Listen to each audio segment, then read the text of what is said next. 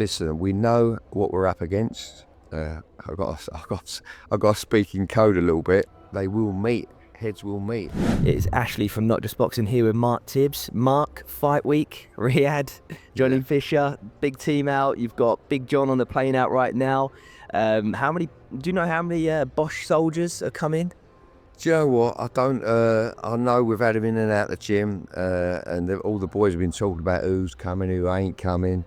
So, I think there's definitely a couple of hundred coming. Yeah, that's for sure. Mental. Out of everyone, Johnny he's such a big top of Christmas. It's wonderful. Yeah. Yeah, what a draw he is. So I want to sort of take it back a bit. I know you've probably mentioned this in previous interviews, but when did you first meet Johnny, and how was it when you first met him? I was, Sam Jones called me. He said, Mark, I've got this heavyweight. He's young, he's plenty of strength, he's very raw. Would you have a look at him? But he mentioned to me his name, Johnny Fisher. But I already tried to get Johnny sparring for Dillian for a fight. I think it was with Joe Parker. I liked the fluidity. I saw his bit of pad work he was doing with a guy called Jamie Williams at the time. And so I watched Jamie give him some pads. I thought, yeah, we could use this kid for Joe Parker. And then I tried to get in touch with John through Jamie, I think, and he had some university duties. So I just wiped my mouth for that and moved on. And a year later, during lockdown actually, a year later, Sam Jones rang me and said, Mark, would I have a look at this heavyweight? His name's Johnny Fisher. I didn't tell Sam, so it's pretty well known now. I said, I didn't hear of Johnny. I said, yeah, send him down. And he come down, and we've been together ever since. So I had a couple of jobs during lockdown, one in Portugal with Dillian, and I had to go to Spain with Billy Joe Saunders, who was fighting Martin Murray. So we had the job in training him for that fight, and then on to Canelo. But I kept Johnny on. My team back in the Origin Gym in Raynham ticked him over. We've brought him out actually to Spain, so got him some experience, let him see how we trained and things like that. And a year later he got his license, and we're here now. Yeah. Looking from the outside in, you guys have been a great team, and Johnny's leveled up every single fight so much. There's a lot of critics that say he's never going to get past whatever level, blah, blah, blah. But he keeps leveling up, and that's all you can do. Yeah. When did that click happen with you? Was it instant when you met him, or did it take a little while? Because the Johnny that we see now isn't the Johnny Thank you. that was there, a few years ago. He's a completely different human being. Yeah. Thank you. To be honest with you, it's a collaboration of the team I got around me, and but you know what? When I started with Johnny, it was like, I finished with Dillian. My whole team was starting to basically back again, and I knew this kid is strong. He's very, very strong, naturally strong. And obviously after a few fights and sparring and training, I realised how game he was and how clever he was, and he was willing to learn. If you put something in Johnny's head to go away and think about it, he'll be working on it. He probably won't nail it there and then, but he's getting better at nailing things. You give him an adjustment, he'll go away and nail it. So yeah. When you're working with someone like that, you want to make them better. You want to protect them, but in the best possible way, but be entertaining as well. It's all right being crash bang wallet merchant, but you've got to be cute. And as you go up in levels, you got to know how to box your way in, and sometimes box your way out. Well, we've seen Johnny really elevate himself when he has boxed on the way in. You've seen he's not rushed anything, even though he's had fast knockouts. You see him, he's in and out of range. He's taking his time. He's setting up with his jab. He's not throwing anything away. He's not leaving his chin in the air. There's no novice mistakes happening, and you could see, especially in the last few fights, just how he is actually. He's setting it up so well. So I'm guessing you're probably working on different setups and working the way day in, day out, because it shows in the fights, just however long they last.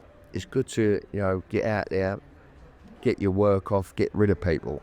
But listen, as I say, as you move up in levels, you've got to be a bit cute. Sometimes you've got to block, parry, slip even. Slip, and what I mean, you've got to learn how to read a fight, basically. Read a fight. And he's took himself away to America and put himself in the oven at times. I've got to say that. I respect any British fighter that goes to America. The gyms are different. For anyone that's watching that's never been to an American gym, Yes, it is a war in there. You go in, you earn your respect. It's not like you go into some gyms in England and it can be quite relaxed. People take it easy on you. You're learning. Out there, it's cutthroat. It is. So for people like Johnny to go out on his own without you, it shows the character that he is. Shows the character. It's done well. It's doing well and done well. He's not the finished article yet. Yeah, so let's talk about the matchmaking with Dave Allen.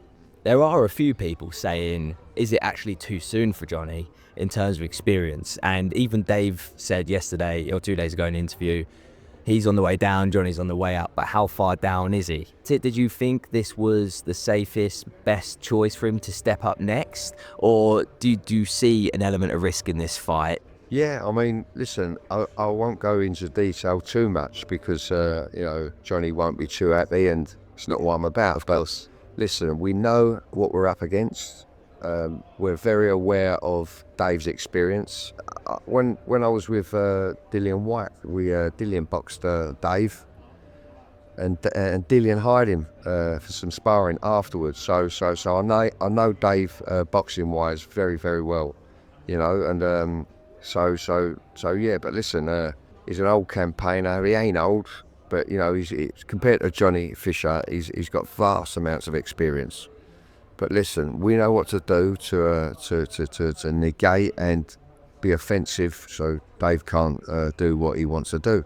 I've got to speak in code a little bit. Yeah, of course. But the thing is, it's a great matchup, and yeah, we know what we've got to do. There's a lot of people that saw Johnny and Moses at the presser in London. Yeah. And, everyone was like, when's this going to happen? Yeah. Is that a legitimate fight you would like to see happen when the time is right? Obviously, they're both fairly young in the game. Well, listen, they both keep progressing and chipping away, so to speak, and moving up.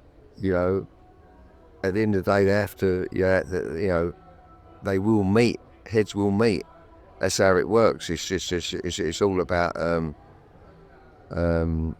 moving up, and that's what always happens. They always generally meet, in the end if they keep moving up the ranks, up the levels. Yeah, for sure. So let's talk about the main event. Yeah. So Fury Usyk, first time round. First of all, what do you think lost Fury the fight? What lost the fight for Fury last time with Usyk, for me, was obviously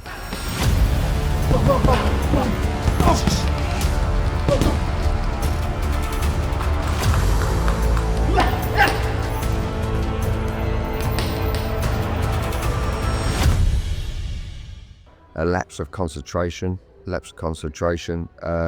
He would have made, obviously, some mistakes that only he would know. We know, but he will certainly know what mistakes he made, and I believe he will correct them, and I believe he will be victorious.